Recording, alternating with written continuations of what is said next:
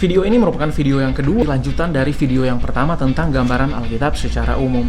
Ngoni yang belum nonton video yang pertama, silahkan Ngoni nonton, kita kasih link di sini. Video yang pertama yang mengupas atau membahas gambaran Alkitab secara umum. Kalau Ngoni yang sudah nonton, orang akan melanjutkan pembahasan Alkitab secara umum juga, tetapi orang akan belajar lebih dalam lagi tentang hukum-hukum Allah di dalam Alkitab ini, yang membandingkan atau memakai analogi hukum di Indonesia. Pasti sangat menarik. Oleh karena itu, mari orang tetap melanjutkan petualangan orang dengan Alkitab.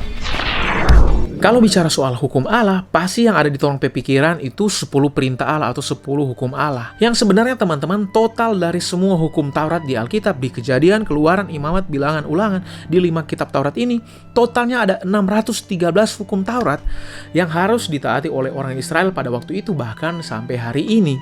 Ada pasti akan bertanya, Kong, torang mau belajar hari ini, apakah torang harus hafal semua 613 hukum itu dan torang bikin di dalam torang hidup? Bahkan ada pertanyaan kedua, kenapa mesti ada 613 hukum? Dulu kan cuma 10, apakah Tuhan pelin-pelan? Tuhan yang tidak tetap dalam memberikan hukum-hukumnya? Penjelasannya seperti ini teman-teman. Tentunya rupa di YouTube channel ini penambah berpikir bodok-bodok dalam belajar Alkitab atau berpikir simpel sederhana untuk bisa mengenal firman Tuhan. Kita akan berusaha menjelaskan hukum Allah ini dengan cara yang simpel. Kita pikir hal apa yang paling simpel yang bisa menjelaskan hukum Allah secara tepat atau setidaknya mendekati, lebih mudah orang mengerti. Kira-kira analogi apa yang bisa orang pakai untuk bisa mendapat gambaran tentang hukum Allah dalam Alkitab? Yaitu hukum yang orang kenal atau familiar dengan orang, yaitu hukum di negara orang Indonesia.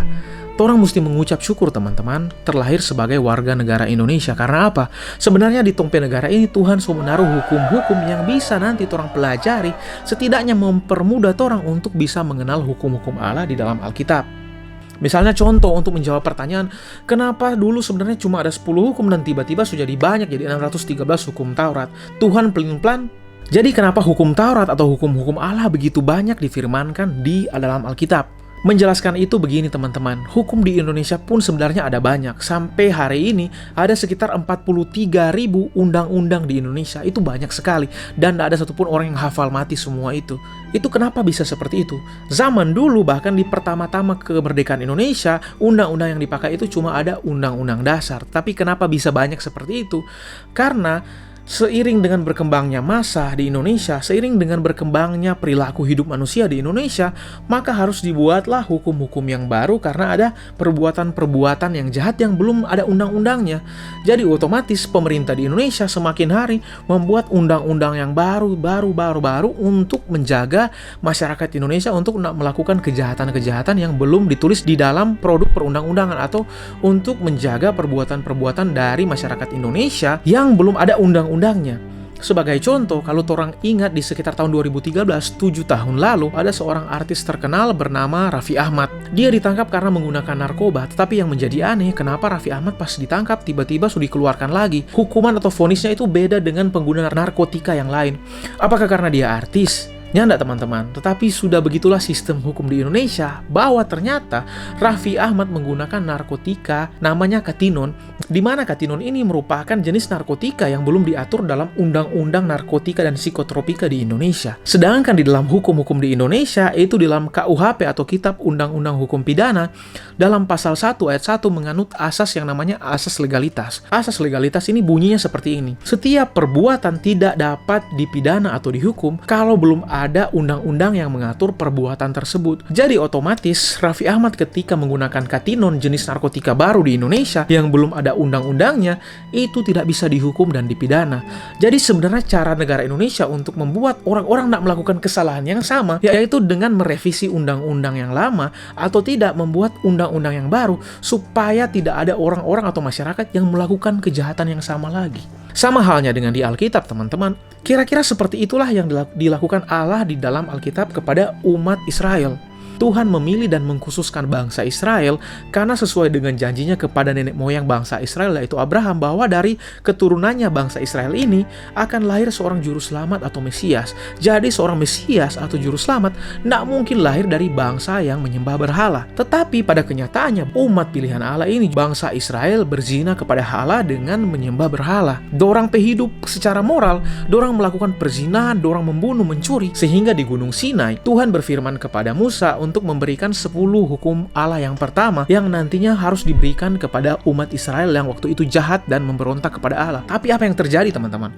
Musa baru turun dari Gunung Sinai, Musa melihat pemandangan yang sangat mengejutkan. Dia melihat orang Israel sedang sujud menyembah berhala, sedang sujud menyembah patung tuangan atau patung buatan tangan mereka, anak lembu emas. Sedangkan di antara 2 hukum pertama dari 10 hukum yang diturunkan oleh Allah yang sementara Musa bawa, yaitu hukum yang pertama, jangan ada padamu Allah lain di hadapanku, dan yang kedua, jangan membuat bagimu patung yang menyerupai apapun untuk kamu sembah. Justru baru keluar itu hukum itu, bangsa Israel melawan. Bagaimana torang perasaan teman-teman kalau torang jadi Allah pada waktu itu?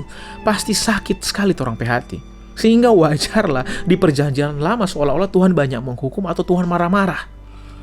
Bayangkan teman-teman, bahkan 10 hukum yang pertama itu sampai Tuhan harus menuliskan dengan jarinya sendiri di atas 2 loh batu sebagai peringatan keras kepada bangsa Israel betapa Tuhan mementingkan atau betapa Tuhan sangat ingin bangsa Israel untuk hidup kudus karena dari merekalah akan lahir Mesias. Meskipun begitu teman-teman, tidak membuat bangsa Israel hidup dalam kekudusan. Walaupun Tuhan sudah menurunkan 10 hukum, dorang tetap melanggar itu. Jadi kenapa bisa sebanyak itu hukum-hukum Allah di dalam Alkitab? Yaitu karena ketika Tuhan berfirman, dorang langgar lagi. Tuhan memberi hukum lagi supaya dorang tidak melakukan kejahatan lagi, tetapi dorang buat kejahatan yang baru. Tuhan taruh lagi hukum yang baru, sehingga begitu-begitu terus terjadi sampai dari sekitar 613 hukum di dalam hukum Taurat. Sampai sini orang bisa menarik kesimpulan bahwa bukan Allah yang pelin-pelan, bukan Allah yang kejam dan jahat, bukan Tuhan yang tidak tetap akan hukum-hukumnya, tetapi sebenarnya manusialah yang berbuat dosa, manusialah yang membangkang, dan manusialah yang jahat dan tidak mau taat kepada Allah. Kalau orang lihat di perjanjian lama tadi, kisah tentang bangsa Israel di mana Tuhan murka dan marah dan membuat hukum-hukum yang baru, dan Tuhan tidak senang karena bangsa Israel suka melawan hukum-hukum Allah. Tetapi pas masuk di perjanjian baru akan muncul sebuah pertanyaan bahkan kontradiksi. Kenapa? Di perjanjian lama Tuhan bilang Tuhan marah kepada bangsa Israel karena melawan hukum-hukumnya. Tapi masuk di perjanjian baru kita melihat pribadi Yesus yang adalah Tuhan sendiri. Kok Tuhan Yesus seolah-olah terlihat melawan atau melanggar hukum Taurat? Contohnya, Tuhan menyembuhkan orang sakit di hari Sabat yang merupakan pelanggaran kepada hukum Taurat. Contoh yang kedua yaitu, Tuhan membiarkan murid-muridnya memetik dan makan biji gandum di hari Sabat. Itu sudah pasti melanggar hukum Taurat. Apakah di sini Tuhan sekali lagi pelin-pelan dengan hukum-hukumnya? Tadi bilang nggak boleh, sekarang bilang boleh. Atau apakah Yesus sedang mengajarkan tentang melanggar hukum Taurat? Atau Tuhan Yesus juga tidak konsisten dalam memberi hukum? Perjanjian lama dia memberi hukum dan dia marah kepada orang-orang yang melanggar hukumnya. Loh, kok perjanjian baru Tuhan sendiri memberi contoh dengan melanggar hukum Taurat itu? Penjelasannya bagaimana sih? Seperti yang awalnya tadi, kita akan mencoba menjelaskan dari sudut pandang atau analogi hukum juga di Indonesia.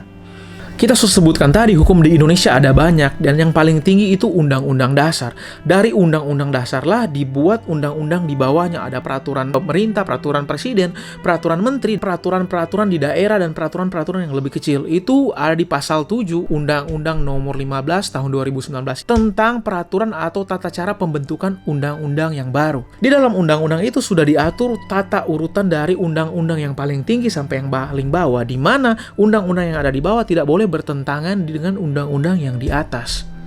Tetapi, orang akan baca di pasal 2 Undang-Undang nomor 15 tahun 2019 ini yang berkata bahwa Pancasila merupakan sumber dari segala sumber hukum di Indonesia.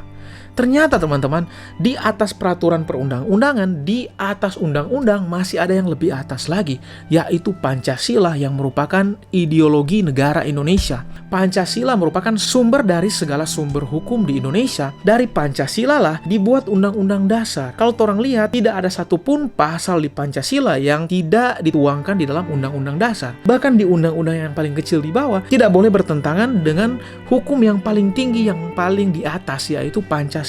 Jadi sampai di sini orang tahu bahwa di negara Indonesia masih ada hukum yang paling tinggi, yaitu Pancasila. Terus apa hubungannya Pancasila dan undang-undang yang tadi dengan hukum-hukum Allah atau hukum Taurat di dalam Alkitab? ada hubungan bahkan ada kemiripannya teman-teman. Mari orang baca bersama-sama di Matius 22 ayat 35 sampai 40. Suatu hari ada seorang Farisi ahli Taurat bertanya kepada Yesus untuk mencobainya. Guru, hukum manakah yang terutama dalam hukum Taurat? Jawab Yesus kepadanya, kasihilah Tuhan Allahmu dengan segenap hatimu, dan dengan segenap jiwamu, dan dengan segenap akal budimu. Itulah hukum yang terutama dan yang pertama. Dan hukum yang kedua yang sama dengan itu ialah, kasihilah sesamamu manusia seperti dirimu sendiri. Tuhan tutup di sini dengan pernyataan, pada kedua hukum inilah tergantung seluruh hukum Taurat dan kitab para nabi. Di sini jelas teman-teman, Tuhan Yesus menjelaskan bahwa apa? Di atas hukum-hukum Taurat, ada yang lebih tinggi lagi, yaitu hukum kasih. Kasih kepada Allah dan kasih kepada sesama. Karena dari hukum yang terutama ini ditariklah hukum-hukum di bawahnya hukum Taurat. Sama bukan dengan Pancasila. Dari Pancasila lah ditarik undang-undang di bawahnya. Jadi ini ada dua kedudukan yang sama teman-teman. Sebagai contoh dengan 10 hukum yang pertama tadi, hukum yang pertama sampai keempat itu merupakan perwujudan dari hukum yang terutama, kasih kepada Allah. Akulah Tuhan Allahmu, jangan ada padamu Allah lain. Jangan membuat patung yang kamu sembah dalam bentuk apapun. Dan jangan menyebut nama Tuhan Allahmu dengan sembarangan. Ingatlah dan kuduskanlah hari Sabat. 4 hukum yang pertama ini adalah perwujudan dari hukum yang paling utama tadi, yaitu hukum kasih kepada Allah. Sedangkan 6 hukum sisanya, yaitu hormatilah ayahmu dan ibumu, jangan membunuh, jangan berzina, jangan mencuri, jangan mengucapkan saksi dusta, dan jangan mengingini kepunyaan sesama. Itu merupakan representasi atau perwujudan dari hukum yang paling utama yang kedua, yaitu kasih kepada sesama. Jadi sampai di sini teman-teman, orang bisa menarik kesimpulan bahwa Yesus datang bukan untuk melanggar atau melawan hukum Taurat, tetapi justru sebenarnya Tuhan Yesus sedang mengingatkan bangsa Israel bahwa di atas hukum Taurat masih ada hukum yang lebih tinggi, yaitu kasih kepada Tuhan dan kasih kepada sesama. Di sini orang tahu juga bahwa Tuhan tidak pelin-pelan akan hukum-hukumnya, tetapi Tuhan mau menunjukkan hukum yang sebenarnya. Yang pada waktu itu bangsa Israel lebih mementingkan hukum-hukum yang tertulis dan yang dihafalkan oleh mulut, tetapi mengabaikan hukum yang terutama tadi. Dan sampai di sini video kali ini teman-teman, semoga orang diingatkan lagi tentang gambaran umum Alkitab secara keseluruhan, khususnya tentang hukum-hukum Allah, supaya orang tidak gagal paham dan supaya orang lebih mengerti lagi hukum-hukum Allah di dalam firman Tuhan. Mana hukum yang harus kita taati, mana yang harus kita backing, mana yang harus kita hafal. Apakah 613 hukum ini harus kita backing? Tetapi sampai di sini orang sudah tahu mana yang harus orang backing.